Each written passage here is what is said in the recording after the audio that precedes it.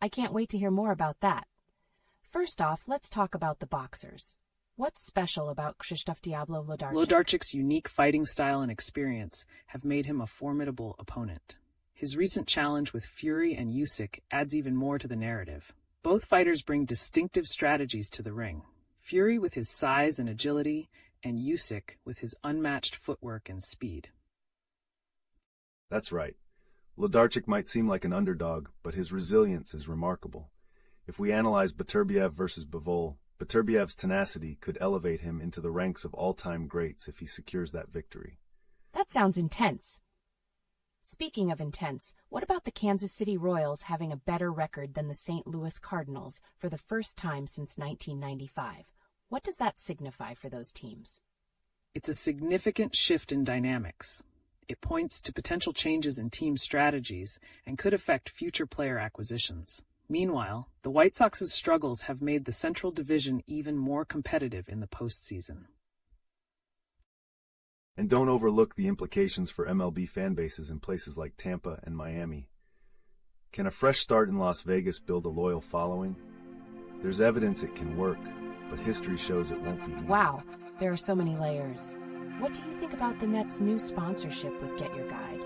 It reflects a growing trend in sports, where partnerships with travel platforms are becoming the norm. Imagine the impact on fan engagement and the overall experience. Absolutely. And as the landscape of sports business evolves, we could see even more unexpected collaborations down the line. Don't miss out on what might just change the game.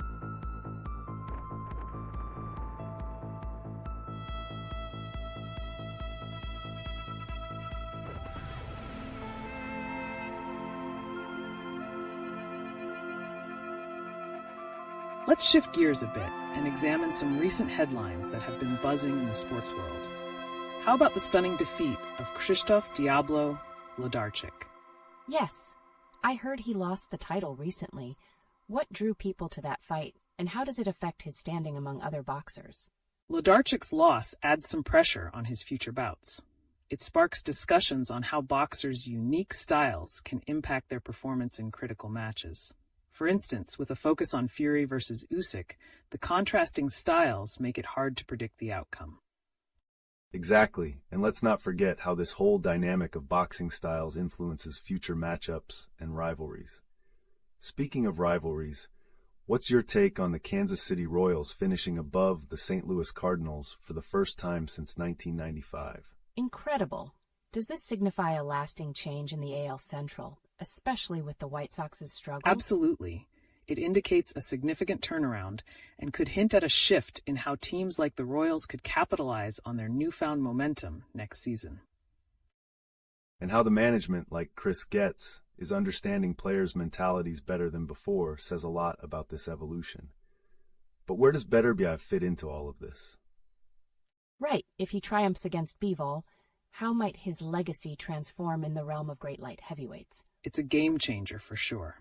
A victory could elevate him to discussions alongside legends, adding another layer to an already rich narrative in boxing history. And who knows, he might even inspire future talent to redefine greatness and challenge the established norms in the sport. Welcome back, sports enthusiasts. Today we have fresh stories lined up, with a special focus on innovative news and intriguing comparisons. For instance, let's talk about the impressive streak of Wrexham and their aspirations in climbing to the Premier League. Wrexham's journey is pretty remarkable. How are they keeping their playoff hopes alive against formidable opponents? Their strategy has been about resilience and adaptability. Their recent performances show a blend of young talent and experienced leadership that's really paying off. It's a different approach compared to traditional teams, and it might change how we view club dynamics. And we shouldn't ignore the implications of such movements in the club scene. If you look closely, it mirrors the ongoing trends in various sports where underdog stories are becoming more common.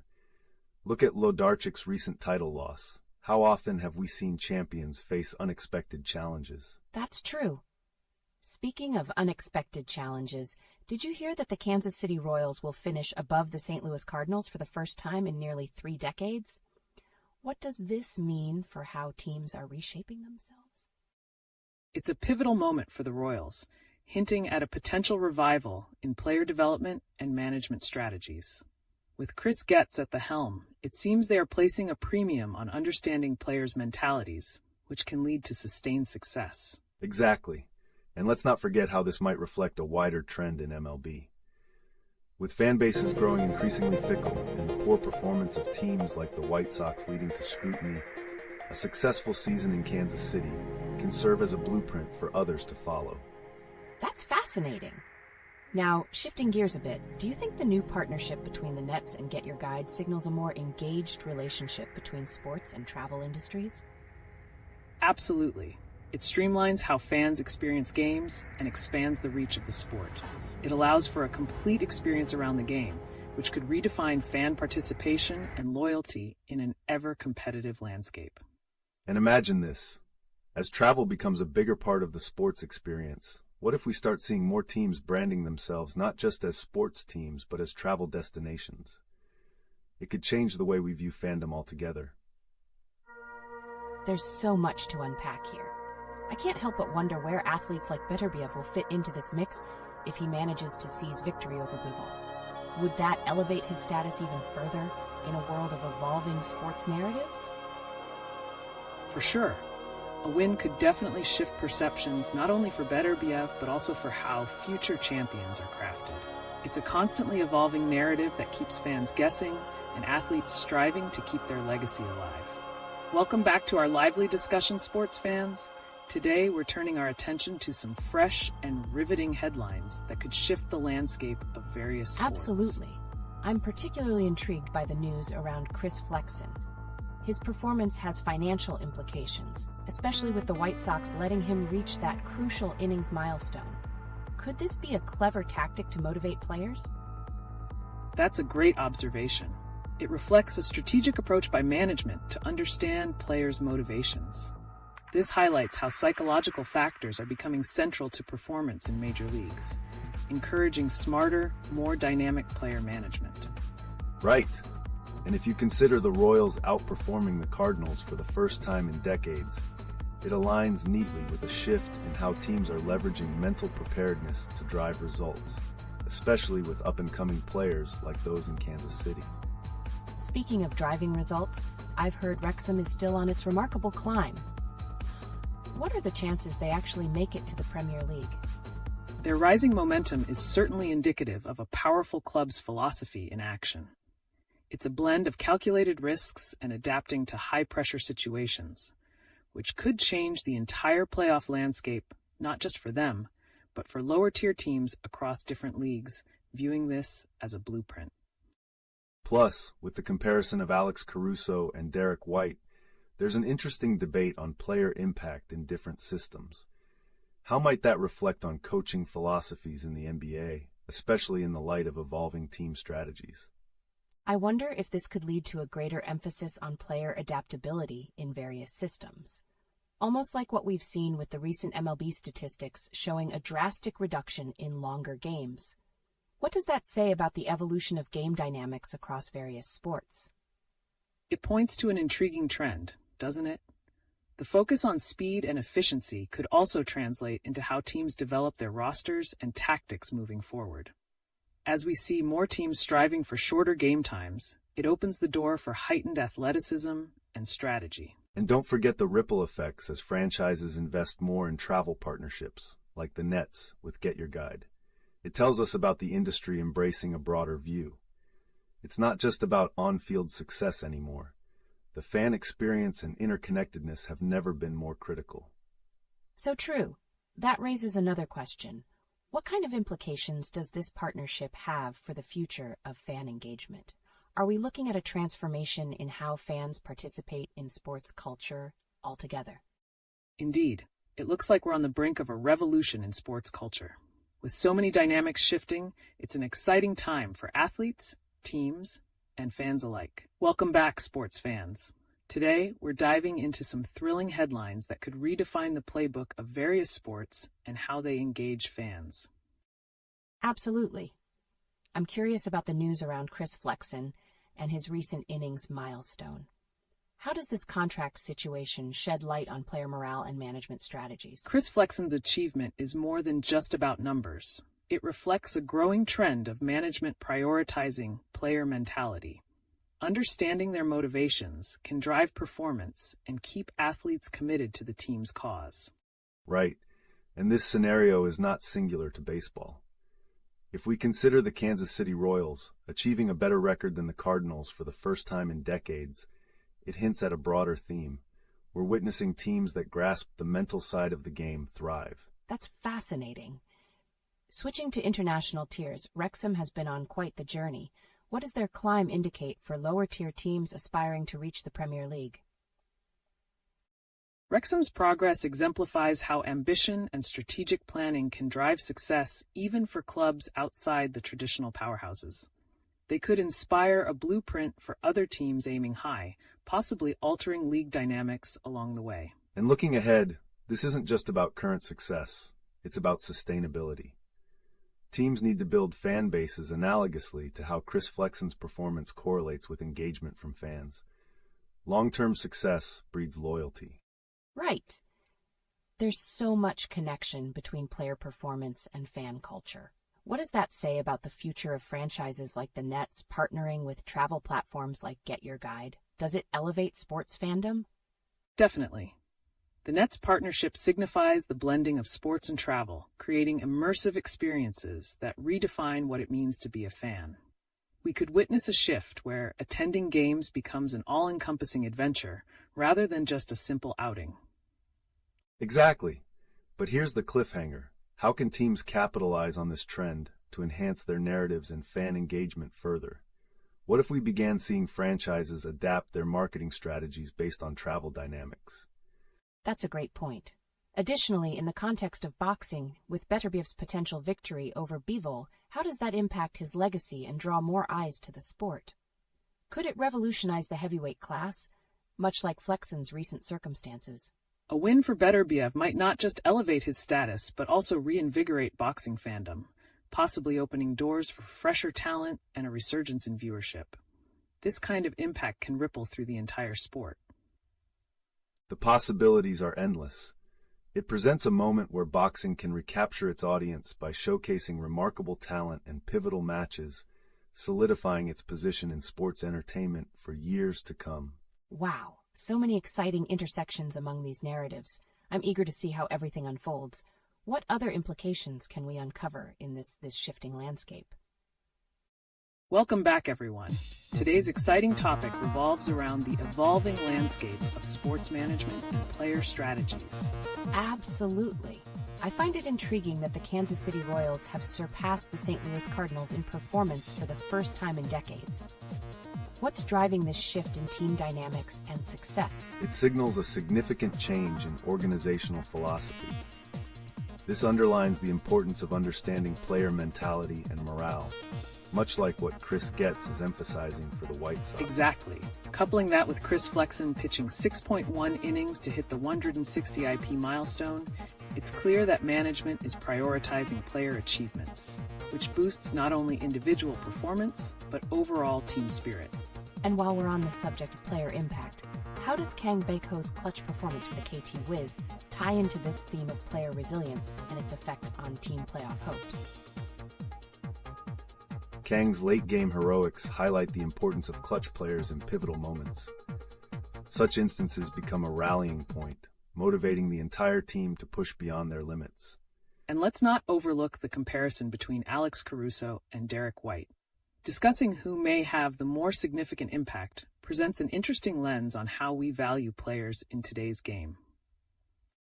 Certainly. It's fascinating how these evaluations can influence coaching decisions and player development strategies across various sports. Shifting focus continuously impacts how teams assess talent. Speaking of influence, the Nets' partnership with Get Your Guide opens the door for a wider exploration of how teams can leverage brand collaborations to enhance fan engagement and reshape sports culture. It's a multifaceted evolution, isn't it? With the updated statistics showing a decrease in MLB game durations, we may see a shift in how franchises strategize player rotations and rest periods. Absolutely. That raises the question, What potentially game-changing strategies should we watch for as teams adapt to keeping fans engaged, not just during the game, but before and after as well? The possibilities are vast. As teams begin to integrate these partnerships further, keeping an eye on the fan experience shaped by travel and event access could redefine the future of sports. And what if we were to tie that back to Beterbiev? If he triumphs over Bivol, how could his legacy reshape the conversation around boxing, especially in light of such dynamic shifts in athlete engagement? What a thought! The implications of such outcomes on boxing's popularity and the sport's overall direction can ripple through various levels of athletics. Welcome back to LeetOne, everyone. Today, we're diving into the latest sports headlines that are shaking up the landscape, from the surprising performance of the Kansas City Royals to the promising future of Wrexham. You won't want to miss this discussion. Absolutely. It's hard to believe the Royals are finally outperforming the Cardinals after all these years. What drove this shift in dynamics, and could it signal a larger trend in MLB team performance? The Royals' rise reflects strategic changes in player development and scouting. This might also indicate a broader competitive landscape where traditional powerhouses are facing increased challenges from emerging teams. It raises questions about sustainability. How long can they maintain this momentum? That's a key point. Now, shifting gears to the Nets and their partnership with Get Your Guide, how do you think this will elevate their engagement with fans and redefine what it means to be a sports fan? Exactly. What does it say about the intersection of sports and travel? Could we see future teams expanding on such partnerships to create new fan experiences beyond just attending the games? It opens doors for sports franchises to think creatively about fan experiences. Imagine exclusive travel packages for fans at away games or curated events with players. This blend of sports and travel could enhance loyalty and unique experiences. And speaking of impact, if Beterbiev triumphs over Bivol, where does that place him in the conversation about all-time great light heavyweights? What could his victory do for boxing as a whole? The stakes are so high. A win could not only solidify his legacy but also widely increase boxing's visibility. Could this revival also impact how younger talent emerges in the sport? Precisely. Highlighting such athletes brings fresh eyeballs to the sport, inspiring the next generation of boxers. This kind of momentum might even shift the narrative around boxing from merely entertainment to a more celebrated athletic pursuit. And don't forget the statistic about MLB games. Game durations are plummeting. Could these timing changes influence how coaches strategize player rotations and rest periods going forward? That's a fascinating angle. With shorter games, teams might need to rethink their rotational strategies entirely. Could we be looking at a shift in how teams utilize their talent in the heat of competition? Without a doubt, streamlined game durations could mean increased intensity, leading teams to adapt on the fly. Fewer opportunities for strategic breaks add complexity to how players are utilized, causing coaches to rethink their game plans and player usage. So many threads weaving together. And with the rising stars like Cooper Flagg capturing attention, how do up-and-coming players influence the conversation around team building and franchise strategies? That raises the question. How can franchises best nurture these talents while also balancing established veteran players? There's a fine line between innovation and tradition in sports management. Exactly. Finding that balance is crucial to maintaining team chemistry while fostering new talent. It's an ongoing dialogue that will shape the future of sports, especially as expectations from fans heighten with every rising star. Welcome back to LeetOne, everyone. Today, we have some exciting news in the world of sports that's bound to pique your interest. For the first time since 1995, the Kansas City Royals will finish with a better record than the St. Louis Cardinals. What does this shift say about the changing tides in baseball? This is incredible. What factors contributed to the Royals' unexpected success? Could this signify a larger trend of underdog teams rising in the MLB? Absolutely. The Royals have revamped their player development approach and embraced analytics in new ways, breaking free from previous models. This may set a precedent for how other underperforming teams view their recruitment and training strategies. On the topic of shifting dynamics, let's touch on the Nets' partnership with Get Your Guide. This year, they have become the team's official jersey patch partner. How does this play into the fan experience beyond just the gameplay? That's a great question. How can fans benefit from this collaboration?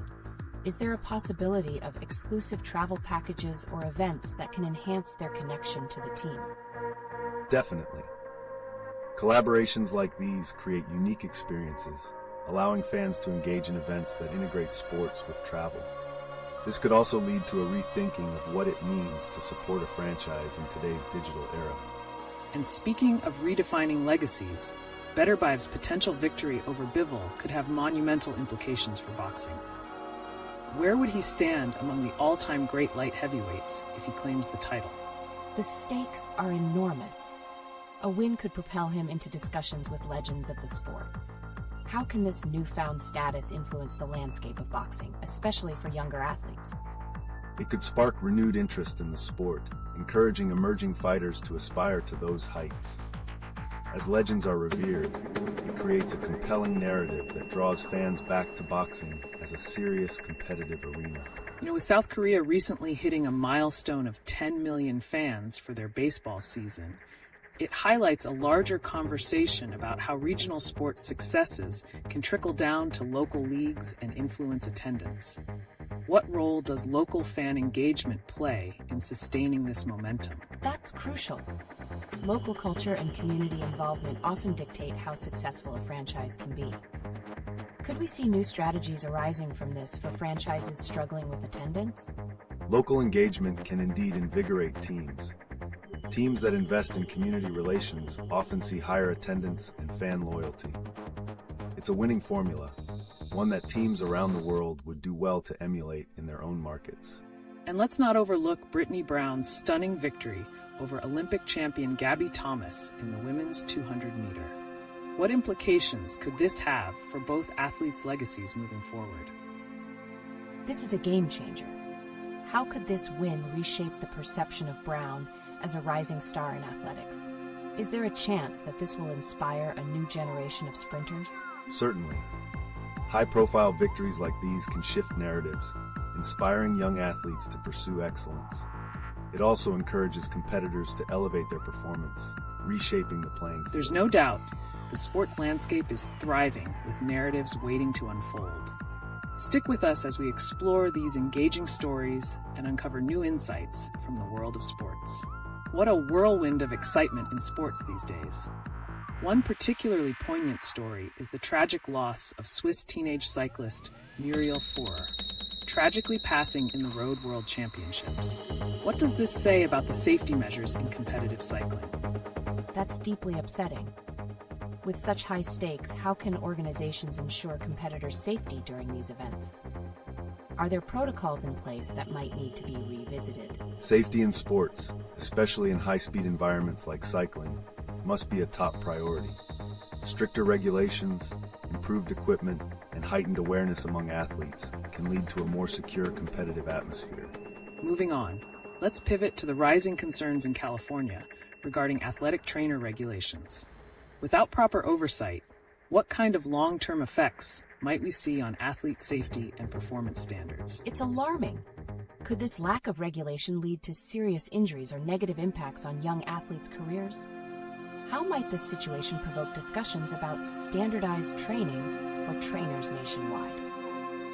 Indeed, this situation has the potential to raise awareness about athlete safety beyond California. States with stringent regulations might become the model, prompting legislative action in places where standards are lax. And speaking about athlete development, let's not leave out the incredible achievements surrounding Brittany Brown beating Olympic champion Gabby Thomas.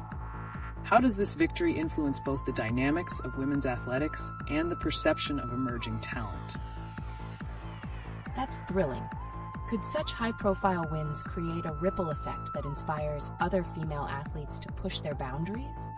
What does it mean for Brown's trajectory as she steps into this newfound spotlight? This win undoubtedly elevates Brown in the eyes of sponsors and fans alike, creating a platform for future success. It's a moment that echoes for generations, inspiring up-and-coming athletes to chase their own dreams fiercely. And speaking of inspiration, then let's circle back to the Kansas City Royals' unexpected success this season, compared to the St. Louis Cardinals. What breakthroughs or strategies might have contributed to this turnaround? It really has been a turnaround. Could analytics play a pivotal role in their success? Are we witnessing a fundamental shift in how teams use data to build competitive rosters? Absolutely. Analytics are becoming a cornerstone of modern baseball. They help teams to optimize player performance and strategies, positioning lower-tier teams to compete with historic powerhouses more effectively. Fascinating insights. And for our viewers tuning in, be assured we have a treasure trove of captivating sports narratives still unfolding. Stick around as we continue to connect these stories and make sense of the evolving sports landscape. Welcome back to the channel. Today, we're diving into some intriguing topics that are lighting up the sports world. Have you noticed how safety is becoming a bigger discussion in high school athletics? Absolutely. It's alarming to hear that certain areas like Tate are ranked last in sports safety. What specific changes need to happen to address these concerns? Organizations need to enforce stricter protocols, enhance training for coaches, and invest in better facilities. Without proper focus on safety, we could see lifelong impacts on young athletes' futures. Speaking of troubling news, have you heard about the tragic loss of Swiss teenage cyclist Muriel Furrer? How does such a tragedy impact cycling's image and safety regulations? It's heartbreaking. Will this prompt a significant overhaul of safety measures? Can we expect more oversight in competitive cycling to ensure such incidents are minimized? Tragically, incidents like these often lead to changes in governance. The cycling community may push for enhanced regulations to protect athletes during high-speed competitions. Pivoting a bit, let's consider the recent buzz surrounding baseball in South Korea. 10 million fans this season marks a big milestone. What allowed this surge in interest to happen now? That's incredible. Could this be tied to a renewed focus on community engagement, or are fans attracted to the excitement of the games themselves? It's a blend of both. Strategic marketing to draw fans and effective engagement within local communities have played huge roles in bolstering attendance. And we can't overlook the ramifications of Brittany Brown's stunning win over Gabby Thomas for women's athletics. Will we see a rise in female athletes stepping up to chase new records following this? Definitely. How is this victory going to shape future competitions for female sprinters? Could we see a stronger rivalry blossoming in the months to come? This win demonstrates that anything is possible, encouraging younger female athletes to push their limits. It creates a narrative that can look forward to electrifying races in the future. There's so much to keep track of. As the sports landscape morphs, what new stories will emerge? Join us, however, as we uncover these captivating narratives and make sense of the ever-evolving world of sports. Welcome back, everyone. Today's discussion is heating up with a blend of tragedy and triumph in the sports world. That's right. I'm still coming to terms with the loss of Swiss teenage cyclist Muriel Furrer. What could this mean for cycling safety moving forward? It's a devastating reminder of the risks athletes face. Her passing could catalyze an urgent push for better regulations and safety measures in cycling events, especially at high speed. Connecting to that, there's a lot of buzz around fan engagement. Look at South Korea's baseball season, hitting 10 million fans this year. What strategies have led to such a surge in interest? It's remarkable. Could community involvement and grassroots initiatives have played a role in rekindling fan enthusiasm? Absolutely. Teams that prioritize their local communities often foster deeper connections with fans, which can lead to increased attendance and loyalty over time. Now, let's talk about the Baltimore Orioles. They've been shaking things up in the AL Central with new talent. What's driving their recent success? I'm curious if analytics play a key role, especially after seeing the Royals thrive in that realm. Do strong data strategies give smaller teams the edge they need to compete? Indeed, analytics are reshaping the game. Teams are now utilizing data not just for performance metrics, but also to build a sustainable franchise. The Orioles' success could be viewed as a blueprint for others. And about that potential auction regarding the Shohei Ohtani 50-50 ball. What does this mean for baseball memorabilia and the market? It sounds fascinating. Will this case redefine the rules surrounding sports memorabilia trading? Is it a new era for collectors? Very likely. The decision regarding this ball could set important precedents for future transactions and ownership rights, which can deeply influence the memorabilia market. Such an ever-evolving landscape we're witnessing.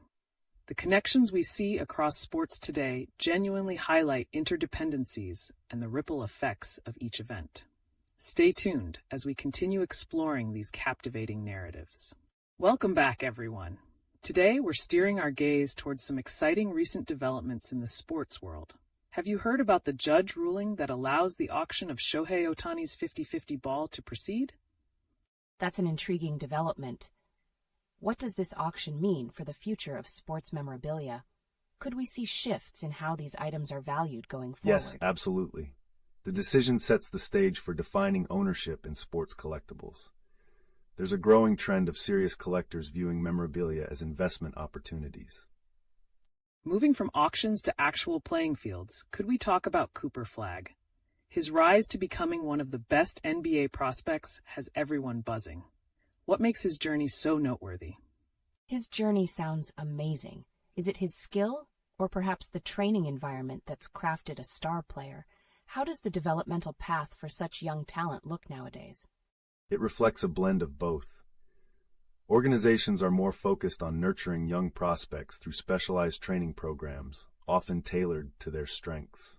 Speaking of teaching and development, let's pivot to the Oakland Athletics' final night at the Coliseum. That must be an emotional experience for fans. How does a franchise's farewell shape community bonds? That must have been intense. Can a farewell game contribute to long-term loyalty among fans, or is it just an isolated event that fades quickly? It has enduring effects. Farewell events often invoke nostalgia and unite fans, strengthening emotional connections that persist, even if the team relocates or undergoes changes. On a larger scale, with South Korea's baseball season recently hitting a milestone of 10 million fans, what can other leagues learn about driving participation?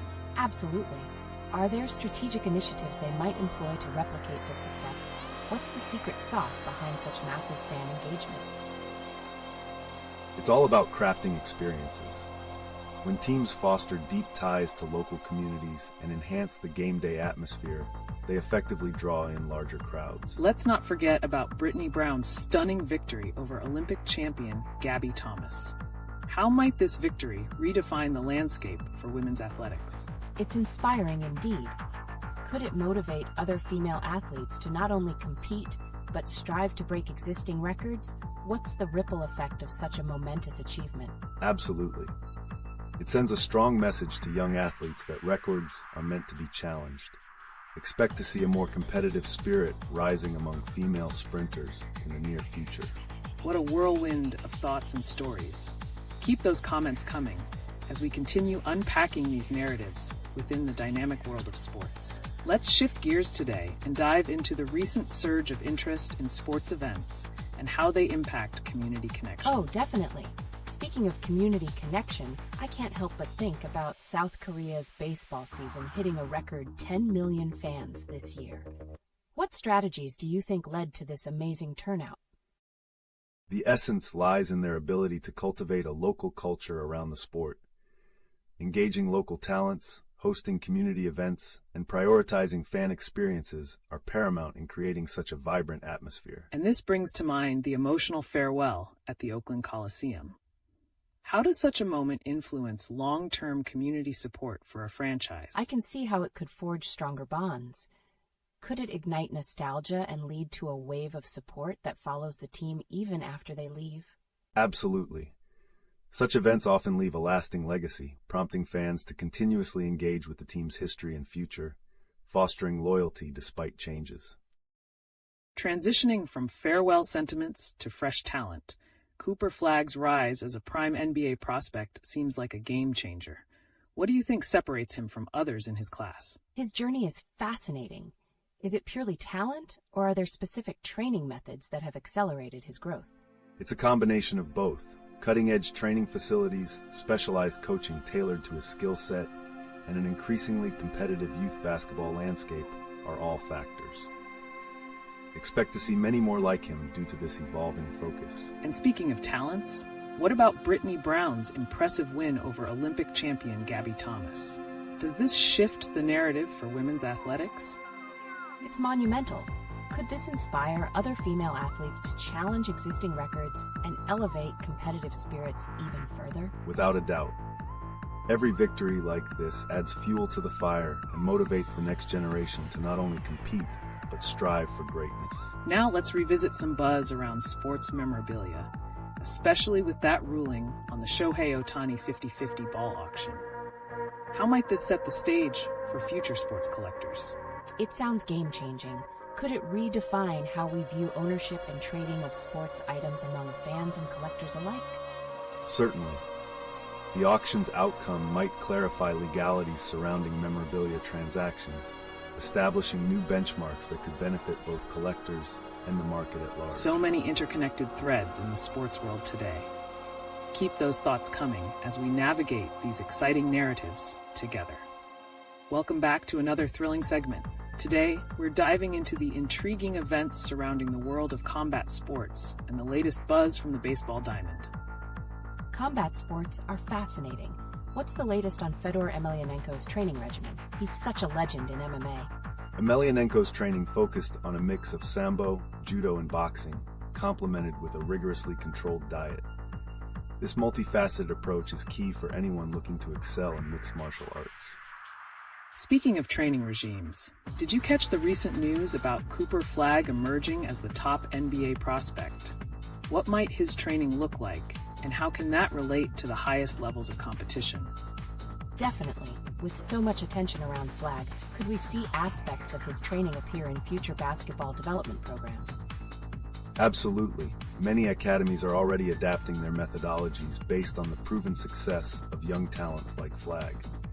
Expect to see more personalized and innovative training techniques being adopted broadly. Transitioning to the baseball landscape, South Korea has recently celebrated a record 10 million fans attending games. How does this success reflect on their training and developmental strategies? Quite the achievement. Could the community-centric approach they employ be the catalyst for such impressive turnout? Right on point. Their commitment to local engagement and fan experiences indeed crafts an inviting atmosphere, making baseball accessible and enjoyable for everyone. With all this talk about community ties, let's zoom in on that exhilarating farewell event at the Oakland Coliseum. How does a farewell game influence community feelings in the aftermath? Emotional events like that must really leave a mark. Do those feelings translate into ongoing support for the franchise, even in new locations? Definitely. These moments can create a lasting emotional heritage, urging fans to stay connected even as the team shifts its home base, fostering sustained loyalty over time. The sports world is undeniably shaping trends and connections. Feel free to share your thoughts as we dig deeper into these compelling narratives. Welcome back to another exciting session. Today we're shifting our focus to the recent developments in combat sports and baseball, along with some interesting insights into athlete training and community engagement. What a thrilling blend of topics, starting with Fedor Emelianenko. How crucial is his training regimen in keeping him competitive, even after all these years? Fedor's ability to adapt and evolve his training in Sambo and MMA showcases the significance of lifelong learning in athletics. This approach allows athletes to stay relevant in their sport, maintaining peak performance levels over time. Speaking of long-standing legacies, the recent buzz about Cooper Flagg evolving into the top NBA prospect is captivating. What can we learn from his growth and how it relates to the changing landscape of youth basketball development? Flagg seems to be a product of rigorous training and early exposure to high-level competition. Does this hint at a broader trend of youth athletes starting their development earlier than ever? Exactly. With rising talent like Flagg and the competitive environment in youth basketball today, we can anticipate a surge in young athletes honing their skills at younger ages, raising the bar for future recruits. And let's not overlook Brittany Brown's stunning achievement over Olympic champion Gabby Thomas. How could her victory influence perspectives on women's athletics going forward? It's a historic moment. Could this take women's sports out of the shadows and into a more spotlighted and celebrated realm, promoting opportunities for female athletes? That's precisely the direction we're heading. Each significant win leaves behind an inspiring legacy, motivating upcoming athletes to break barriers and achieve the unthinkable. Digging into the community aspect, South Korea's baseball attendance reaching an impressive milestone is remarkable. What key components may have contributed to such strong local engagement? It seems like a well-crafted strategy focusing on building connection with the fans. Could fostering a deeper understanding of community needs be the secret sauce? Absolutely, that sense of belonging is fundamental. The more teams integrate themselves into local culture, the stronger the bond formed, leading to enduring long-term support. As we piece together these threads in the world of sports, there's a lot to look forward to.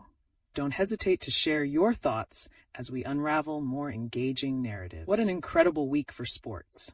There's so much happening, and the headlines keep us on our toes. One standout moment has to be Brittany Brown's exciting victory over Olympic champion Gabby Thomas. How could this win catalyze growth in women's athletics? A stunning moment for sure. With such a close finish, what do you think this means for future competitions? Will it inspire more young female athletes to pursue track events? Absolutely. Each significant win raises visibility and encourages aspiring athletes. Brown's achievement sends a powerful message between competition and perseverance, potentially sparking greater interest in women's track and field. Shifting gears, the Utah Jazz have exercised their coaching option on Will Hardy for another season. What do you believe this indicates about the franchise's direction? It seems like a commitment to consistency. Does this mean they believe Hardy will be the architect of future success in rebuilding the team? Definitely, it suggests they envision a long-term growth strategy built around Hardy's vision. This kind of stability can set the foundation for future player development and team chemistry. Meanwhile, there's a unique situation involving the Cardinals, who are planning to overhaul their player development system. How crucial is this move to re-establishing their competitiveness in the league? Very important. Do you think that means they're ready to embrace more data-driven approaches to development? Without doubt, the modern game relies heavily on analytics. Improving their player development could lead to discovering untapped potential among athletes, which can change their trajectory significantly. As we transition into combat sports, there's talk about the recent bout involving Shafkat losing to Bilal. What does this outcome reveal about the current state of competition in that category? It seems like a wake-up call. Does it point to a shift in dominance among fighters? It certainly could. Shafkat's loss emphasizes the depth of talent in combat sports today. Every match can have unexpected outcomes, making it a thrilling landscape to follow. And we can't ignore the broader implications of safety concerns in sports. With incidents like Khabib's ferocious ground and pound, how should organizations tackle safety while maintaining the excitement? That's a tough balance. Could enhanced safety measures deter athletes from going all out in high-stakes moments? It's definitely a delicate dance. Evolution in training methods and regulatory structures will be key. Ensuring athlete safety while retaining competitiveness is a conversation worth having across all sports. So, as we continue to navigate through these dynamic developments in various sports, feel free to share your thoughts. What moments are catching your eye, and how do you see them shaping the future? Welcome back, sports enthusiasts. Today's live stream is brimming with fresh insights, and I can't wait to dive right in. The stunning loss of Shafkat to Bilal last night has stirred quite the conversation. What does this shift mean for competitor landscapes in combat sports? That match caught everyone off guard. Does this loss indicate a rise in unexpected challengers, emphasizing how unpredictable competition can be? Absolutely. The current combat sports scene is indeed unpredictable. Every fighter poses a real threat, and this kind of atmosphere keeps fans eagerly anticipating upcoming fights. Speaking of surprises, Shohei Ohtani's recent stint of 9 games with an impressive .564 batting average has the baseball community buzzing. How does this achievement reflect on his standing within the sport and its history? It's phenomenal. Could this hint that we may be seeing a new era of baseball where dual-threat athletes become the norm, similar to Ohtani? Without a doubt. Ohtani's success could spark a change, encouraging teams to focus on versatile players who can dominate both pitching and batting. altering traditional baseball dynamics. And in a surprising turn, the Cardinals are completely overhauling their player development system. How vital is this transformation for their future competitiveness in the league? Seems like they are prioritizing long-term strategy over immediate wins. Will focusing on analytics and data help them discover young talent they might have overlooked? Exactly. Organizations embracing data-driven approaches gain insights that could reshape their rosters for years to come. This adaptability is essential in today's evolving sports landscape. Shifting to soccer, La Liga's demand for prison terms for racist fans signals a crucial stance against discrimination. How does addressing fan behavior influence the sport's atmosphere and its global perception? It's imperative. Could a zero-tolerance policy foster a safer and more inclusive environment for all athletes and spectators? Absolutely. Initiatives targeting discrimination not only protect players, but also promote sportsmanship and integrity, drawing more fans to the games. And don't forget about armored MMA. With fighters like Jimmy Shock and Spencer Waddell sparking interest, how could grassroots events contribute to the popularity and growth of MMA as a whole? That's intriguing. Could these grassroots engagements pave the way for the next generation of fighters, building a loyal fan base from the ground up? Definitely. Grassroots movements are vital for cultivating talent, and as they gain traction, they can reinvigorate local communities and boost the sport's overall appeal. As we continue navigating through these developments, share your thoughts. Which aspects are you most excited to witness evolving in the sports world? As we unravel the latest happenings in the sports world, one standout piece of news is Shohei Ohtani's phenomenal streak of games. His recent performance, boasting a .564 batting average, is stirring excitement, not just among fans, but potentially shifting the landscape of baseball itself. That's incredible. How does Ohtani's dual-threat talent change the expectations for future players? Are we looking at a new breed of athlete here? Precisely. Ohtani's success isn't just an anomaly. It could set a trend. Teams may now prioritize versatility, reshaping scouting and coaching practices to cultivate multi-talented players who can perform both offensively and defensively. In other news, La Liga's serious approach towards combating racism by demanding prison terms for offenders is catching eyes globally. How do you think these tough stances impact the overall atmosphere in football? That's such a strong move. Will other leagues follow suit? And could this actually transform fan behavior for the better? Definitely. A unified stance against discrimination could lead to safer environments in stadiums, encouraging a more diverse audience. It might also compel more athletes to embrace their identities openly, enriching the sport further. Speaking of strong reactions, it's fascinating to hear about Newcastle's CEO stepping down due to health issues. What ripple effects might this decision have on the team, and its strategic direction? It raises questions. How will this affect their approach to player acquisitions and long-term planning? Leadership changes often trigger a shift in organizational focus, which can impact everything from player development to fan engagement strategies. It's an uncertain time that could redefine Newcastle's trajectory in the league. And let's not overlook the compelling story of Marvin Hagler's victory over Alan Minter, which happened 44 years ago. How do these historic events continue to resonate with modern fighters, especially in terms of preparation and motivation? That's intriguing. Is this kind of legacy what modern athletes look up to for inspiration when prepping for their matches? Absolutely. Legends like Hagler set benchmarks. Modern fighters are continually reminded of the importance of resilience and strategy, a legacy that pushes them to cultivate their unique competitive identities. So, as we observe how this spectrum of events interlaces with the future of sports, what insights or predictions do you hold regarding the developments in combat sports or baseball? Keep those thoughts coming. Welcome back, everyone. Today's discussions continue as we analyze a whirlwind of recent sports news, and there's a lot to unpack, including the intriguing departure of Newcastle's CEO due to health issues. How could this shake up their entire approach moving forward? That's shocking. With such a fundamental change in leadership, how might Newcastle redefine its priorities? Could they go for a complete strategic overhaul, similar to what we've seen with the Cardinals and their player development system? Certainly. Leadership transitions often lead to re-evaluating team philosophy and long-term vision.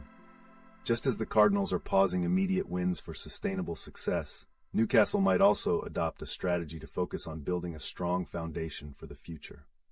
Speaking of building for the future, let's touch on the documentary about Alex Pereira. How important are these stories for inspiring and guiding younger athletes? That's fascinating. Can the journeys of established fighters like Pereira shape how emerging talents prepare themselves mentally and physically?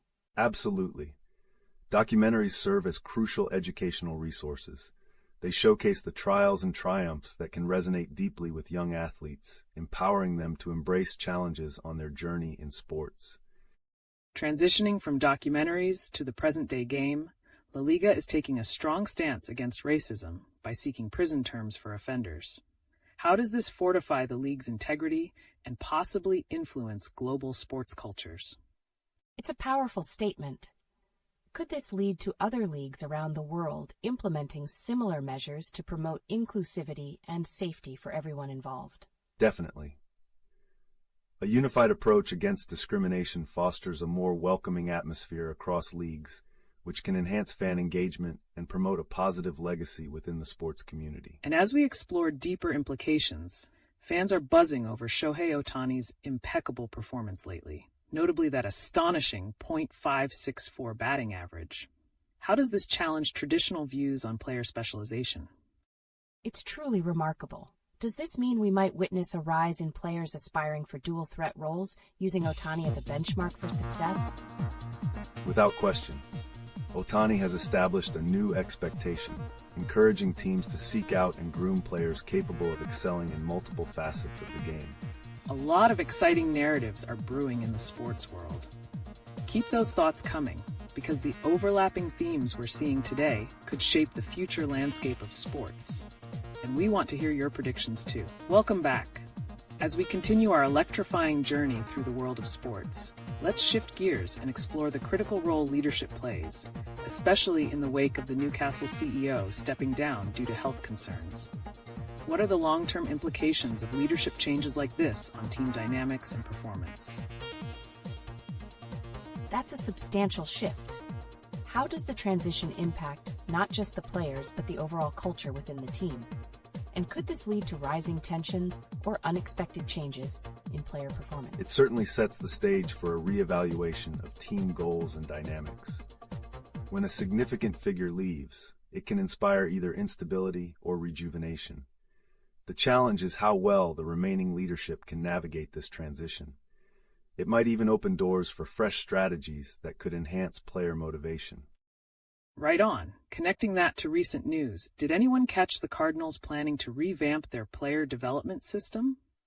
How can the parallels between the approaches of different teams highlight the importance of adaptability in sports? That's fascinating. Could this overhaul affect how players are scouted and developed?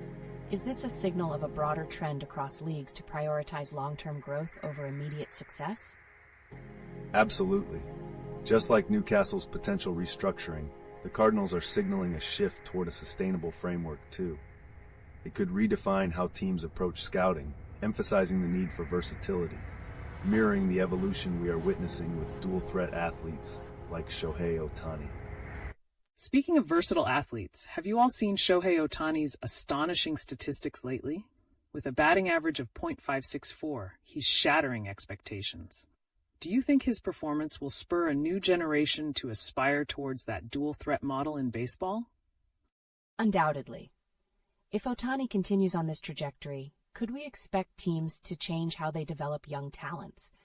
Is it realistic to shape athletes to be proficient in both pitching and batting at such high levels? We may very well be on the brink of a major shift. Coaches and scouts will likely seek players who can adapt, like Ohtani, creating a ripple effect throughout the entire sport. Imagine a future where every team has players capable of excelling in multiple roles. The game's dynamics would change completely. That's a captivating thought. And while we're examining the significance of history in shaping modern approaches, let's touch briefly on the 44th anniversary of Marvin Hagler's victory. How can historical performances inspire today's athletes? That legacy must weigh heavily on current fighters. Do you think a foundation of historic achievements inspires them to push their limits, or do they feel pressured to meet those monumental expectations? It can go both ways. On one hand, it serves as motivation, while on the other it can feel like a daunting benchmark. Yet in the end, every athlete has their own unique journey. Legends like Hagler remind them of the resilience required in their own fights. What a rich discussion today. Keep those thoughts coming as we continue to unravel the fascinating connections between the past and the future of sports. There's so much more to explore. As we dive back into our thrilling exploration of sports, let's highlight how documentaries like the recent one about Alex Pereira can shape public perception of athletes and their journeys. What impact do you think storytelling has on an athlete's brand? That's such an interesting point. With stories like Pereira's gaining traction, can we expect newer athletes to leverage this format in constructing their brand narratives? Absolutely. In today's media landscape, athletes have the opportunity to express their authentic selves through their stories, which can elevate their personal brands and resonate with fans on a deeper level. Building on that, have you noticed what Postecoglou said regarding Ten Hag under pressure? How do coaches' public comments within the media affect team morale, especially during tumultuous seasons? It's so intriguing. Does this kind of pressure lead to optimal performance, or does it create tension that hampers a team's synergy? The response can vary significantly. Some thrive under pressure. It acts as motivation, while others might struggle. The key lies in how effectively a coach can manage expectations and foster resilience within the team. Transitioning to La Liga's strong stance against racism, how critical is it for leagues globally to uphold these values? Could this movement impact not just the players, but the culture surrounding sports as a whole? That's a profound statement. If other leagues follow suit, could we be witnessing a paradigm shift in sports culture towards inclusivity? Indeed, this unified stand has the potential to transform norms across the board. Inclusion can only enhance the overall fan experience and foster long-term loyalty to teams and leagues. Speaking of transformations, what do you think about the Cardinals' overhaul in their player development system? How could this indicate a broader trend of prioritizing sustainability over immediate victories? It's quite a strategic shift. Does this mean we might see other teams following this model, focusing on nurturing young talent rather than chasing quick wins? Certainly. This could pave the way for a new approach where franchises invest long-term in their athletes. It is an intriguing change that could redefine competitive structures across the league. The dynamics of change are truly captivating. As we analyze historical impact, let's recall Marvin Hagler's legacy as we celebrate the 44th anniversary of his championship victory. How can such historical benchmarks continue to inspire athletes today? It places a lot of weight on current fighters, doesn't it?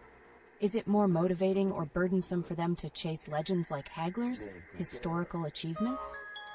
Every fighter has a distinct perspective. While some may feel empowered to exceed prior benchmarks, others might be intimidated by them. The legacy of a champion like Hagler continues to fuel aspirations across generations in the ring. A powerful exploration of past and present. Keep sharing your thoughts as we continue to unravel how history shapes the future of sports. There's so much more to uncover. Welcome back to our live discussion, where excitement meets the intersection of sports, history, and future trends. Today, we're shifting our lens to how organizational changes can transform a team's future, starting with the recent overhaul in the Cardinals' player development system. Interesting. Do you think this signifies a larger trend in sports organizations prioritizing sustainable success over immediate wins? Definitely. In an era where everything seems to focus on instant gratification, teams might find that a strong developmental strategy can yield greater rewards in the long run. This can also inspire a new generation of athletes who will benefit from a carefully cultivated process. Absolutely. Speaking of long-term investments, how might this approach work in tandem with the recent fascination surrounding individual athlete brands, especially in light of Shohei Ohtani's record-setting performance? Ohtani's dual-threat capabilities are captivating. With his recent statistics Do you think he'll inspire teams to adapt their scouting and training methodologies to cultivate versatile players? Without a doubt, as Ohtani sets the bar higher, teams may increasingly prioritize recruiting athletes who can excel in multiple roles. This is more than just a tactical shift. It's a potential revolution in how athletes are developed and viewed. A revolution indeed. Now, let's pivot to the comments from Ole Gunnar Solskjaer regarding Cristiano Ronaldo's impact. How does the arrival of star players influence not only team dynamics, but also the growth of emerging talent? That's a fascinating angle. Can established stars like Ronaldo motivate younger players to develop their skills, or does it sometimes overshadow their growth? It can go both ways. For some young athletes, being in the presence of a superstar can ignite ambition and provide invaluable learning opportunities. However, for others, it might be intimidating, leading to stagnation rather than growth. Such a rich tapestry of influences. As we're discussing dynamics and influence, what's your take on how combat sports training can affect athletes' approaches in other sports? How can this cross-pollination lead to new insights? That's a great point. Are we likely to see athletes from different sports experimenting with training techniques from combat sports, potentially enhancing their mental and physical resilience? Absolutely. The discipline and strategic thinking required in combat sports can provide unique skills applicable across various sports. This kind of hybrid training could redefine athlete preparedness. Envisioning a future where athlete discipline knows no bounds is thrilling. Keep those comments coming. We're keen to explore how these changes and intersections shape the sports landscape as we know it. Welcome back to our exhilarating live discussion. Today, we're diving into the intriguing realm of player development systems across sports organizations, particularly focusing on the recent changes in the Boston Red Sox's management. With Chaim Bloom overseeing the revamp, how might this shift influence their competitive future? That's certainly an eye-catching move. Do you think this could set a precedent for other teams to rethink how they train and develop their players? Absolutely. Emphasis on sustainable development over immediate wins could lead to a broader recognition of long-term player growth, not just in baseball, but across other sports as well. It's about laying down a strong foundation for future success. Speaking of foundational changes, let's touch on the fascinating trend of dual sport athletes. With Shohei Ohtani's phenomenal stats lately, could he represent a shift where versatility becomes the standard for aspiring athletes? It's quite inspiring. With Ohtani's success, might we see a rise in programs specifically designed to cultivate multi-talented athletes? Very likely. As teams witness the benefits of versatility firsthand, they may develop training programs that encourage athletes to excel in multiple fields, ultimately enriching the quality of play in sports. Let's pivot for a moment and consider the psychological impact of high-profile athletes like Cristiano Ronaldo joining teams. With Solskjaer's insights, could this create a competitive pressure environment that might either elevate or hinder the performance of rising talents? That's a thought-provoking question. How do you think younger players can harness the presence of such stars effectively without feeling overshadowed? A supportive culture is key. When teams promote collaboration rather than competition, younger athletes often thrive and are inspired by the superstars surrounding them. Engaging with that culture is essential. Now, as we reflect on the evolving dynamics of sports, how could the recent discussions surrounding a potential move for the Oakland A's to Las Vegas affect fan loyalty and team identity? That's a major shift. How do you see fans reacting to this move? Will they embrace it or feel a sense of loss for their original home? History suggests mixed reactions. Some fans might cling to the team's past greatness, while others could rally around the new identity that emerges in Las Vegas, creating a unique fan dynamic in the process. A unique dynamic indeed. Continue sharing your thoughts as we witness how these narratives unfold in the world of sports. The discussion is just warming up. Welcome back to our dynamic discussion. Today, we're diving into fascinating recent developments in the sports world, particularly the changes coming for the Oakland A's as they prepare for a move to Las Vegas. What could this mean for their identity and fan engagement? That's a significant change. How do you anticipate the fans will react to leaving their longtime home? Will they embrace this new chapter, or could it foster resentment? Fan reactions will likely be a mix. Some may feel a strong attachment to their past, while others might warm up to the fresh identity that Vegas presents.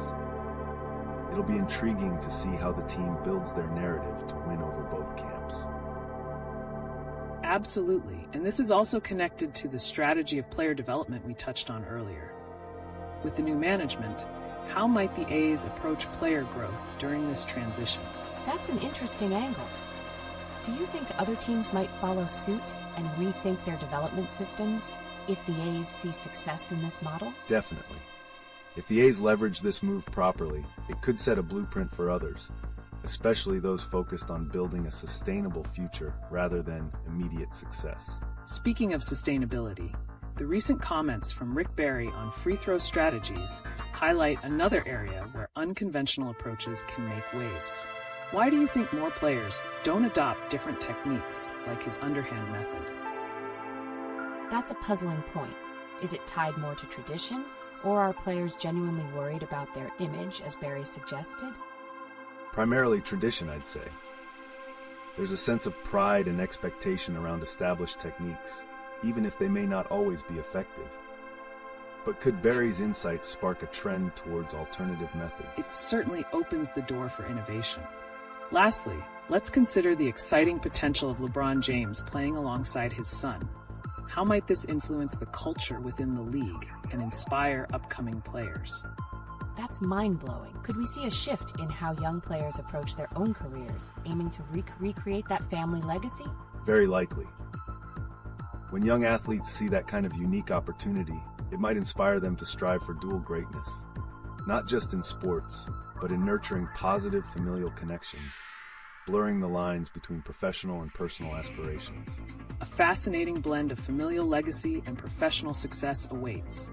Keep those thoughts coming, everyone. This conversation is only heating up. Welcome back, everyone. We have some thrilling recent developments to dive into, especially with the continuing impact of high-profile athletes on their sports. One that stands out is Shohei Ohtani's phenomenal 9-game hitting streak. Could this potentially redefine player performance expectations? Absolutely. Shohei Ohtani seems to be raising the bar. How could this influence younger athletes who want to follow in his footsteps? Are we going to see a surge in training programs focusing on dual sport proficiency? Without a doubt, Ohtani's unique abilities might inspire a generation to explore multi-sport pathways early on, pushing teams to adapt and cultivate talent differently. It's a game changer for how sports identity could evolve. And speaking of evolution, what do we make of Ole Gunnar Solskjaer's comments on Cristiano Ronaldo's return, making other players feel less significant? How could this play into team dynamics moving forward, especially for emerging stars? It's intriguing. Does that mean younger players have to find ways to leverage that star power to inspire, rather than feel overshadowed? Exactly. Developing a healthy team culture is crucial. When emerging talents learn to see superstars as mentors rather than threats, they can unlock a new level of potential. Now, let's reflect on the story behind the Oakland A's transition to Las Vegas.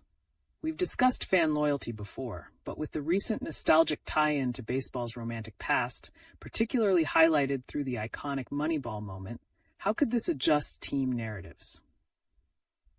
It's fascinating. Could the A's construct a fresh narrative that aligns their history with new beginnings that resonates with fans, just as they did in their previous years? Precisely. A blend of nostalgia and forward thinking can foster a unique identity.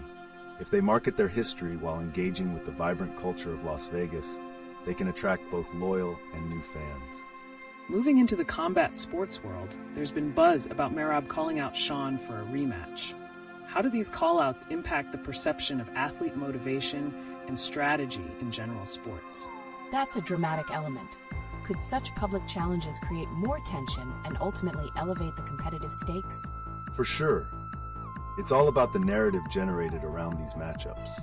The buzz can drive fan engagement and even influence how athletes prepare for their bouts, highlighting the psychological layers within sports. We've covered so much ground today. Keep those thoughts flowing as we dig deeper into how these themes will shape the future narratives in the sports world. Welcome back, everyone. Today, we're tapping into the latest buzz in sports, starting with an electrifying call-out in the MMA world.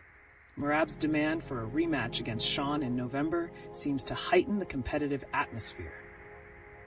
How do these public challenges revise the narrative of fight promotions? Wow, that's a bold move. Is there a risk that such call-outs create more animosity? Or can they actually enhance the fighter's appeal while boosting fan engagement? Excellent question. Public challenges can stir drama, but they also hook fans into the storyline. When fighters project confidence, it may increase their marketability tremendously. Speaking of fame, let's switch gears to Rick Barry's observations on the traditional free throw technique. With Shohei Ohtani's recent achievements, could we see athletes break away from long-standing conventions in pursuit of excellence? That's intriguing. Could athletes truly benefit from embracing unconventional strategies like Barry's unique free throw method, as Ohtani has done in baseball? Absolutely. Ohtani succeeded by blending the best of both pitching and hitting. Similarly, if a basketball player adopts a unique style, it could redefine their career trajectory entirely. Let's not overlook the emotional undertones in sports. The romantic element tied to the Oakland A's transition feels profound, especially as we look back at memorable moments like the Moneyball era. How do these nostalgic ties influence the modern identity of teams? That feels really deep. Could the A's leverage this nostalgia to build a fresh narrative in Las Vegas, perhaps even aligning with the new cultural atmosphere there? Exactly. Narratives rooted in emotion captivate fans. If done correctly, the A's can connect their history while fostering a new loyalty among Vegas natives. Shifting focus slightly, I must mention that the spirit of competition could also be reflected in personal challenges, like LeBron James playing alongside his son. How might this synergize with the growing trend of family legacies in sports? That's such a powerful thought. Could we see waves of family connections in sports ignite a movement among younger athletes to prioritize their familial bonds while chasing personal success? Quite possibly. This melding of family and sport could foster strong narratives that resonate deeply with fans and develop a sense of community around the athletes. The conversations over the dynamics in sports are evolving, so let's keep those vibrant thoughts flowing as we navigate through these engaging topics. Welcome back, everyone. Today we're diving into the captivating story of Shohei Ohtani, who's currently on an impressive 9-game hit streak, batting over 500. What does this incredible performance mean for the evolving landscape of baseball? That's astonishing. How does Ohtani's success connect to the larger narrative of flexibility and duality in sports today? Are we about to witness a change in how athletes are trained across multiple disciplines? Absolutely. Ohtani's reign as a two-way player not only breaks traditional molds, but also broadens expectations of what a modern athlete can achieve. His performance could lead to more prospects considering multi-sport careers. And moving from Ohtani to a nostalgic reflection, let's talk about the Oakland A's transition to Las Vegas and its historical ties. With music from Moneyball filling the air as they played their final game in Oakland, how might this affect fan loyalty and narratives? I love that connection. Will the A's successfully leverage their rich history to draw in fans from the new city, or will they struggle to create that bond? It's a challenging balance. If they cleverly intertwine their legacy with the vibrant culture of Las Vegas, they stand a chance to resonate with both old and new fans, ensuring a rich new chapter for the organization. Now, shifting gears to broader sports drama, Merab's upcoming rematch call-out, how does this kind of confrontation shape the excitement and expectations among athletes on social media platforms? It seems like these public call-outs can ignite rivalries. Does this add pressure not only to the fighters involved, but also to others watching who may feel the need to step up their game? Definitely. These call-outs create compelling narratives and can elevate the stakes for everyone in the sport, pushing athletes to rethink their strategies and public personas as they seek fan engagement. Let's not forget about the conversations surrounding celebrity athletes and their influence. LeBron James playing alongside his son could reshape legacies within the sport. What are your thoughts on this family legacy trend in athletics? It's a game changer. Could this type of connection inspire future generations to view sports through the lens of familial bonds instead of sheer individual achievement? Yes, and it adds an emotional layer that fans find relatable. It highlights the idea of shared journeys in sports. Could this signal a new era of storytelling and connection for fans? The intersections of athletics, history, and personal journeys are so rich. Keep those questions and comments coming as we unravel more about how these narratives will evolve in the future. Welcome back, everyone. With the echoes of the past still fresh from our previous discussions, let's jump right into the impressive realm of Shohei Ohtani, who is currently on an astounding 9-game hit streak, batting an incredible average of .564. What does this signify for the broader narrative surrounding player versatility in sports? Wow, that's phenomenal. Could Ohtani's ongoing success signal a shift in how athletes approach their training and the types of positions they're prepared to take on? Definitely. As we see Ohtani thrive both as a hitter and a pitcher, it's going to inspire a new generation to embrace versatility and redefine the traditional roles in sports, nurturing multidisciplinary talent. Now, speaking of redefining roles, let's touch on the Las Vegas A's and their transition from Oakland. With the music from Moneyball ringing in their ears during their final game, how can nostalgia be harnessed to craft a new identity in a city known for its vibrant culture? It's fascinating. Do you think fans in Las Vegas will resonate with the team's history? Or could the fresh city breathe new life into a completely different narrative for the organization?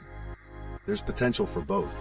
If they do it right, they can celebrate the past while cultivating a new community around them, marrying old sentiments with fresh experiences to forge strong connections with both veteran and new fans. Shifting back to individual athlete stories, let's explore LeBron James preparing to play alongside his son.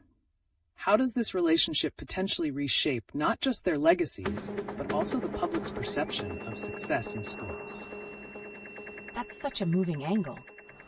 Could this trend encourage younger athletes to see family and sports as interwoven paths, rather than purely individual journeys? Absolutely. It emphasizes the narrative of shared experiences in sports, inviting fans to feel a part of those journeys. It's something we might see develop into a key storyline for future generations. And let's not overlook the competitive dynamics at play.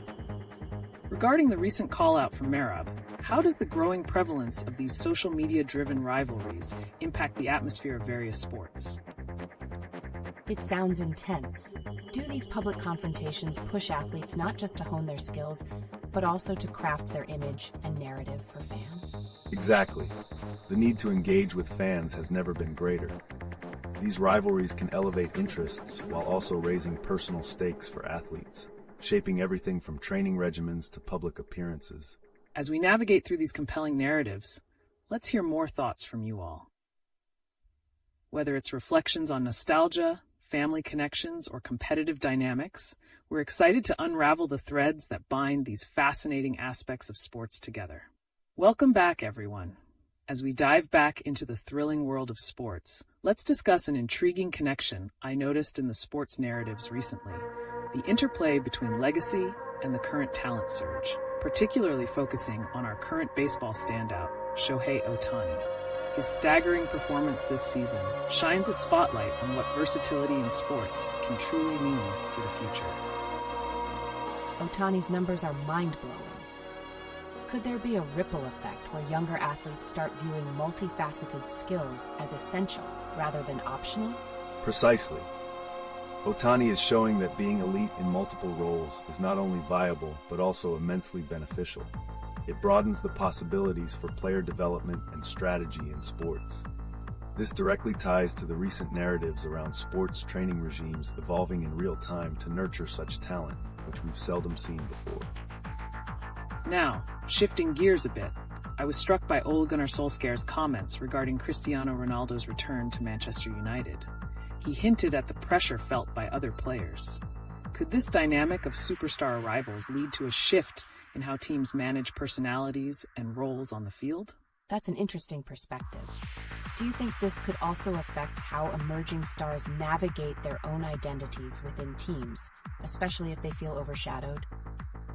Absolutely. The psychology of the locker room can be incredibly delicate. Young players might feel the need to step up their game or even rebrand themselves to stand out among established names, perhaps taking cues from the multifaceted approaches that talents like Ohtani are modeling. And what about the community aspect of these star arrivals? It's fascinating how teams utilize nostalgia, like the A's playing Moneyball music during their final game in Oakland, to maintain a connection with longtime fans. What do you think the long-term implications are for fan relationships? It's a beautiful way to honor history. But do you think this strategy can translate into building new fan bases in places like Las Vegas? Or will they be stepping into a completely different narrative? That's the real conundrum, isn't it? Balancing the homage to legacy with the innovative demands of a new market. The Las Vegas A's will have to find ways to intertwine their storied past with the fresh identity of their new home, which could redefine team spirit and community engagement moving forward. And let's not forget about how these narratives evolve across different sports. The recent announcement of Jacoby Walter's injury raises questions on player resilience and management strategies. What does this mean for teams constantly facing the unpredictability of player health? That's a tough break for them. Could injuries lead teams to reconsider how they approach athlete training and the prioritization of player availability? Precisely. This pushes teams to foster more comprehensive wellness programs. It ties back to our earlier discussions on athlete development, highlighting that we may witness even more innovations in how teams train and manage their players, ultimately shaping the sports landscape. That's a perfect segue. Let's turn it over to you, our viewers. What modern narratives around legacy, training, or community do you think will dominate sports discussions in the future? We want to hear your thoughts. Welcome back, everyone. As we gear up for another exciting segment, let's explore a unique narrative emerging in sports right now. How historic moments can shape modern identities, especially with the news of LeBron James preparing to take the court alongside his son. This could redefine not just family legacies, but also alter perceptions in sports culture. What a fascinating topic. How much influence could LeBron's journey with his son have on younger athletes? Would it encourage them to view sports as a family affair rather than a solitary path? That's a critical point. It could foster an environment where bonds are prioritized alongside competition. This isn't just about personal success anymore. It's about shared legacies. Plus, the audience gets to witness the emotional depth of family in sports, which could encourage new narratives around mentorship and support. Absolutely. Speaking of legacy, the recent discussion around the Las Vegas A's moving away from Oakland got my attention. It begs the question, how do these dramatic team relocations impact fan loyalty and community building? That's intriguing. What kind of strategies could the A's implement to cultivate a new fan base while honoring their history? Is it even realistic to expect fans to embrace a new identity? Teams often craft narratives that link their storied past to new beginnings. The challenge is not just to attract fans, but to form emotional connections that resonate with them. Just look at how nostalgia, like the baseball traditions that continue despite changes, plays a role in bridging the gap between old and new. And it's not isolated to a single sport. In the world of MMA, recent matchups have highlighted rising stars like Merab and Umar's potential clashes, pushing the narrative around emerging athletes becoming the next big names. A real test of resilience. So exciting. With the evolution in training and competition styles, do you think this pressure might lead to innovations in how these athletes prepare mentally and physically? Definitely. The landscape is constantly evolving, calling for a more holistic approach to athlete development. This could pave the way for what we term the multifaceted athlete. And let's not lose sight of the past. Marvin Hagler's legendary win 44 years ago serves as a reminder of how the narrative of triumph over adversity can inspire not only athletes, but entire generations. How do you see those lessons playing into the current sports climate? What an incredible way to connect history to present-day achievements. How can current athletes harness those stories to motivate themselves amid heightened competition? It's vital for athletes to understand their place in this long continuum of sports history. By connecting to these historic milestones, They can gain valuable insights and encouragement that could elevate their game. So much to think about. We invite all of you watching to share your thoughts. How do you feel these dynamics of legacy, community, and history are shaping the future of sports? We want to engage in this thrilling dialogue together. Welcome back to another exciting segment where we explore intriguing narratives shaping the sports world today. Today, let's take a look at Hugo Ekike's impressive start to the season. What does this reveal about young talent in the modern game? Ekitike has been really impressive. How do young players like him navigate pressure at such critical stages early in their careers? Well, the key lies in both talent and support systems. Clubs now create tailored environments that foster growth, allowing young stars to flourish. It's interesting to watch how high expectations can sometimes either propel or hinder their performance. Absolutely. Staying on the theme of young talent, let's pivot to the topic of injuries affecting player development. With Jacoby Walter out for training camp due to injury, how does this setback impact the Raptors, not just short-term, but in their long-term strategies too? Injuries can have such a ripple effect. Could this force teams to reconsider their draft and training strategies to ensure depth and resilience in their rosters? Exactly. Teams might have to prioritize not just the stars, but also investing in robust support players who can step in when injuries arise. This could also lead to more comprehensive scouting that focuses on player durability alongside raw talent.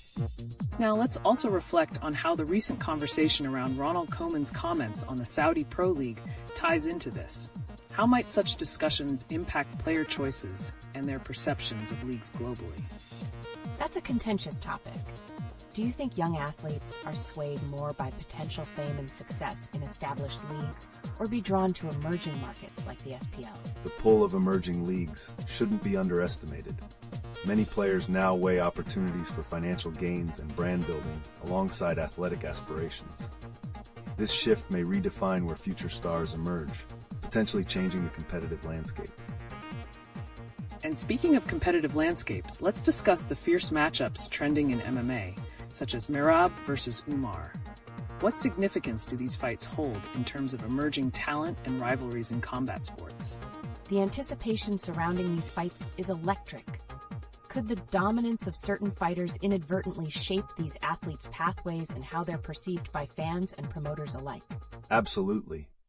Major fights can catapult athletes into superstardom, creating legacies that influence the next wave of competitors. It highlights how narratives in combat sports are created and evolve dramatically within a short span. This is such a rich vein to explore. We want to hear from you, viewers.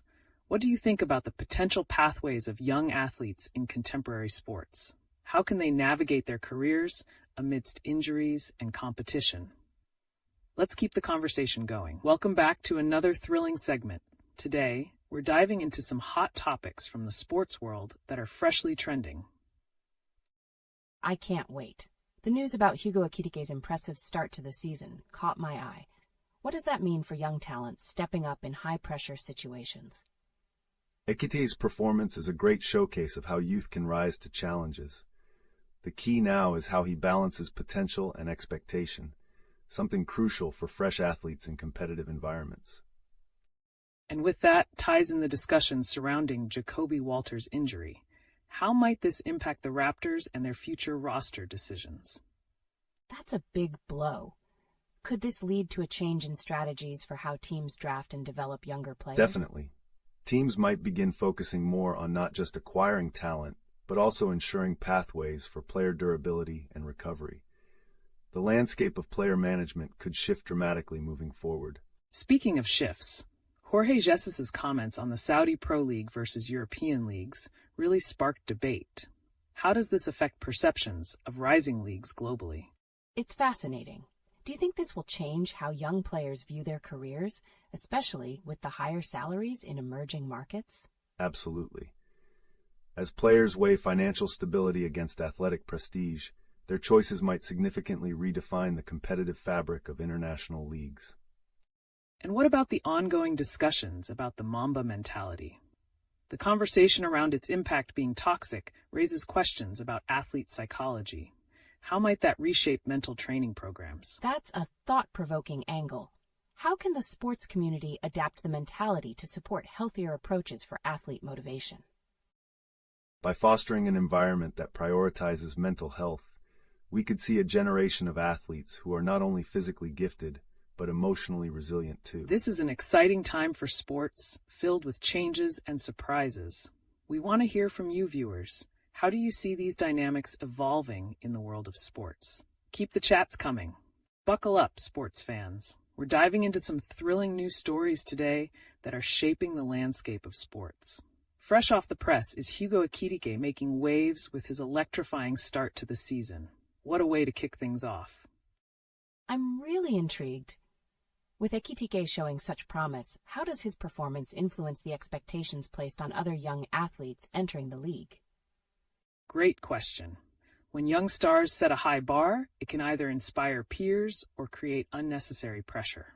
It's about finding that balance in expectations while still allowing room for growth.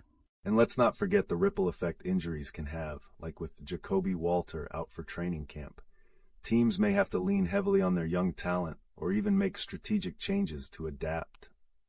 That's fascinating. Does this frequent shift and reliance on young players affect the overall team morale?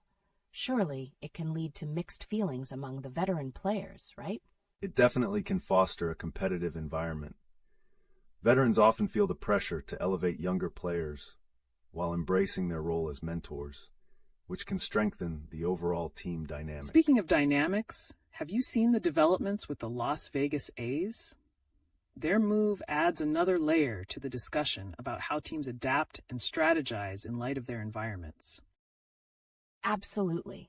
I believe their relocation could reshape the demographic of fans they attract. How might their identity evolve in a city like Las Vegas compared to Oakland? That's a critical aspect. Las Vegas is a unique market that allows for marketing opportunities previously unmet in Oakland.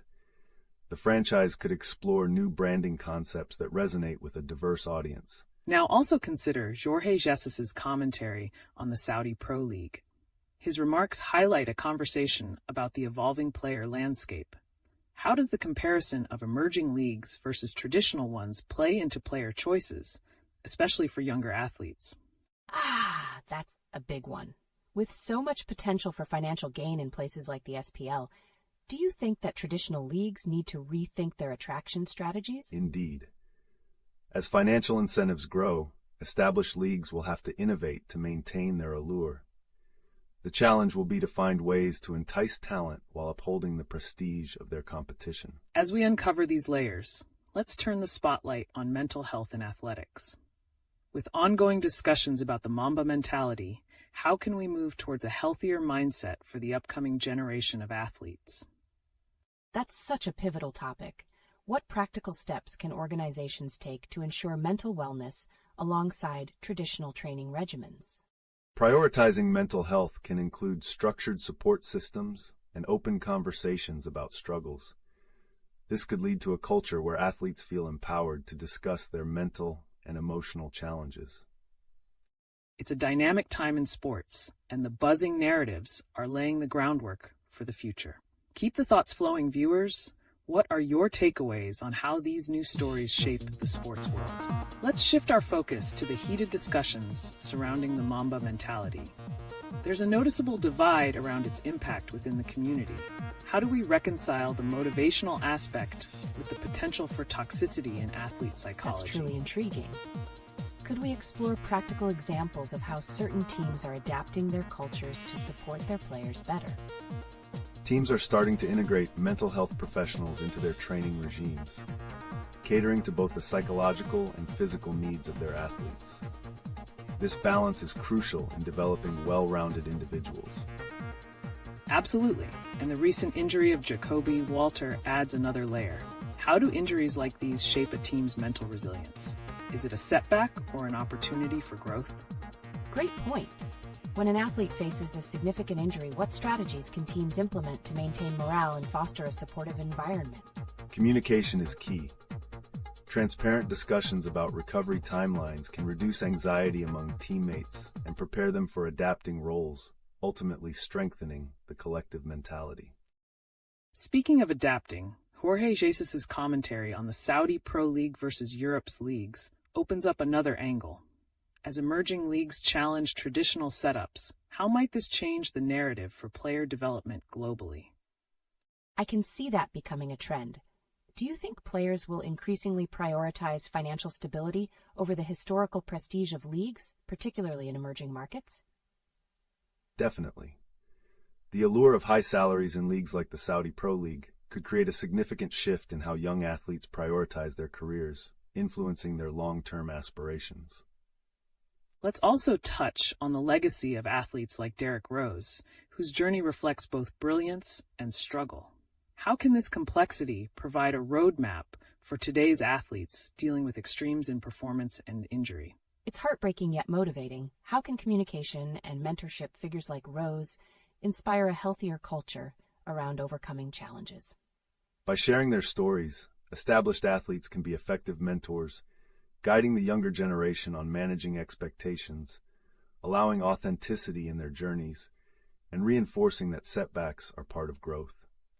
And before we wrap up, we have to wonder what the future holds, not just for players in emerging leagues, but also for veteran players like Andrew Wiggins. How will their legacies be viewed as the landscape evolves? That's a cliffhanger. Will Wiggins be remembered more for his highs or his lows when his career is looked back upon? As we continue to dissect narratives in sports, the perspective shifts over time. Wiggins' journey may reshape public perception significantly, but only history will tell. Keep those thoughts coming, viewers. The conversation is just getting started, and we want to hear your insights on these fascinating dynamics shaping the world of sports today. As we navigate the landscape of modern sports, a significant headline just emerged that demands our immediate attention: Christine Sinclair's retirement. What does this mean for women's soccer in Canada and its future? Wow, that's a big moment. How have players like Sinclair influenced the growth of women's sports, particularly in terms of visibility and opportunities for young female athletes today? Sinclair's legacy is monumental. Her consistent performance and leadership transcended mere statistics. She set a benchmark for the next generation, inspiring young girls everywhere to pursue their dreams in soccer and beyond.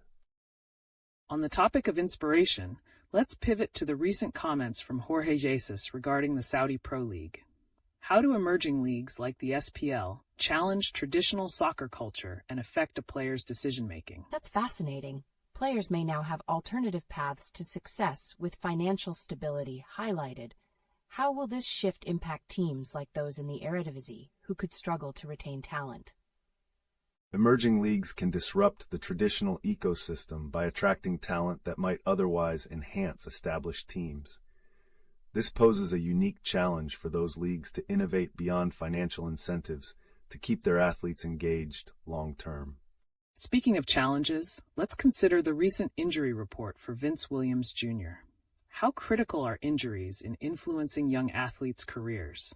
Can they lead to different opportunities or even create more pressure? Definitely, injuries can reshape a player's trajectory. What strategies can teams employ to help athletes navigate this daunting aspect of their careers? Teams need to foster a culture of resilience, focusing on recovery support, mentorship, and creating a sense of community that prioritizes mental health. This holistic approach can transform setbacks into comebacks. Tying back to Derrick Rose's complex legacy, how can narratives surrounding injuries and comebacks become teaching tools for younger players facing their own hurdles in the sport? That's so insightful. Do you think players' stories are becoming more central in shaping athletic identities? And how can they motivate the next generation? Absolutely. Authentic storytelling creates relatability. By sharing both successes and struggles, established players can instill determination and a sense of belonging, which are pivotal in overcoming challenges. As we wrap up this engaging segment, I can't help but wonder, what's next for the legends of today as they navigate their careers amidst shifting landscapes? How will they adapt to the changing dynamics of modern sports? The conversation has just scratched the surface. Keep those ideas rolling in. As we dive into the next segment, a fascinating story has emerged in the world of sports this week: Carl Jenkinson's return to the UK after his time in Australia. What does this mean for players transitioning between leagues, particularly in light of Sinclair's retirement? Oh, that's intriguing. How do you think a player's past experience in international leagues influences their performance when they come back? Transitioning leagues can be complex. Players like Jenkinson gain valuable international exposure that often enhances their skill set. This richness can elevate the dynamics of a league when they return, but it also raises the question, how will the competitive landscape shift with these changing player profiles? Exactly. Speaking of shifts, Jimmy Floyd Hasselbank's opinions on the top strikers in the EPL offer significant insights. If a player like Haaland were to switch teams, would their goals be as prolific? That's a valid point. It's intriguing to think how team dynamics affect individual performances. What makes a team environment conducive to goal-scoring greatness? Chemistry and a supportive framework are key. A player's ability to shine often depends on how well they fit with their teammates. This interplay can define a player's legacy, similar to how Sinclair defined women's soccer in Canada. Yes, and let's loop back to Andrew Wiggins, whose journey may be a source of concern. As more players face pressures, will Wiggins forever be associated with unmet expectations? It's fascinating, yet daunting. Can we compare Wiggins' trajectory to others before him? Is there a lesson we can extract from his experience for upcoming athletes? Players like Wiggins embody a cautionary tale. They show that talent alone isn't enough. Resilience and continuous growth are vital. How young athletes approach pressures today will define their own legacies and could either uplift or burden them as they navigate their careers. Absolutely. Now, viewers, we know you're brimming with thoughts on these exciting topics. Keep that chat lively. What do you think about the recent dynamics of returning players and their legacies in evolving leagues? This conversation only scratches the surface. We're back, and today we're linking some fascinating narratives together. Recent remarks by Jimmy Floyd Hasselbank sparked a fiery discussion about strikers in the EPL, especially regarding Haaland's future performances. This sheds light not just on individual talent, but how team identity impacts a player's efficacy. I can see how crucial team dynamics are. Would Haaland truly be as prolific in Chelsea as he is in Manchester City? How do you assess the factors that might hinder or boost his contributions? Team chemistry is essential, but there's also the strategic style of play. Each manager has a philosophy that affects how players perform. In Haaland's case, it's not only about his skills, but how those align with the team's tactics, though that conversation adds yet another dimension to his legacy. Exactly, and speaking of legacies, Andrew Wiggins continues to come up in discussions of potential versus expectation. Will he ultimately be judged harshly, or can his story evolve into something greater? Wiggins' career feels so pivotal, doesn't it? It challenges us to think about how emerging athletes manage expectations versus their abilities. How can they redefine success beyond just stats? That's a significant question. The truth is, narratives shaped by both the media and fans heavily influence perceptions. If Wiggins can adapt and show resilience, there's potential for a comeback story that resonates far beyond what his critics expect. Great insights. Now, let's not forget Jorge Jesus's comments about the Saudi Pro League and its comparison to the Eredivisie.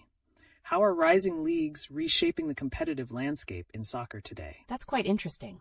Does this shift mean we might start seeing more talents opting for leagues not traditionally seen as premier? What impacts do you think it will have on established leagues? Absolutely. Leagues like the SPL are evolving perceptions of not just salary, but also the standards of play. This could create a trickle-down effect, forcing traditional leagues like Eredivisie to revamp their strategies to retain talent. And we haven't even touched on how fan engagement might change. Such intriguing points. And taking it back to our earlier conversation about injuries, how can mental health support systems within teams assist athletes as they navigate these transitions? This continuous cycle of challenges can be overwhelming. What practices are most effective in helping players stay focused and bounce back, especially in these high-stakes environments? Mental resilience programs are essential, focusing on both recovery and the emotional aspects of performance pressures. The future of sports may very well hinge on these support systems. ultimately defining how athletes approach not just their careers, but competition as a whole. This connects beautifully to the evolving nature of sports culture and athlete identities. Viewers, feel free to share your thoughts on these ongoing changes. How do you see the connection between individual player experiences and the larger dynamics at play? Welcome back. Today, we're shifting gears to explore some fresh narratives in sports, particularly the legacies of notable athletes and their influence on the game. One striking piece of news is Christine Sinclair's retirement, which marks the end of an era in women's soccer. What does this mean for the future of the sport? Sinclair's contribution is monumental. How do her achievements reshape the narrative of women athletes in a predominantly male-dominated environment? Is there a risk that the momentum she built might stall after her departure? Sinclair's impact extends beyond the pitch. Her remarkable record sets a precedent for future generations of female athletes. However, it's crucial for organizations to invest in women's soccer development to maintain this momentum, ensuring that young athletes have visible role models. Absolutely. Now, circling back to overall sports culture, the criticism between Jorge Jesus and Ronald Koeman regarding the strength of the Saudi Pro League compared to the Eredivisie sheds light on broader perceptions in the sports community.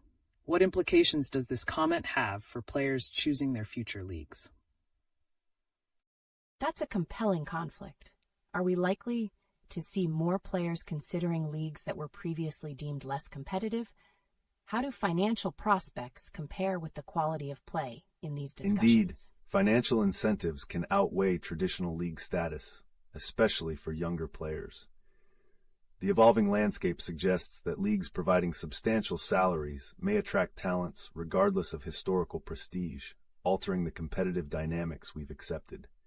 Speaking of competition, the legacy of Derrick Rose presents a fascinating story of brilliance marred by injury. How can athletes like him reconcile their past with the future, especially considering the pressures they face today?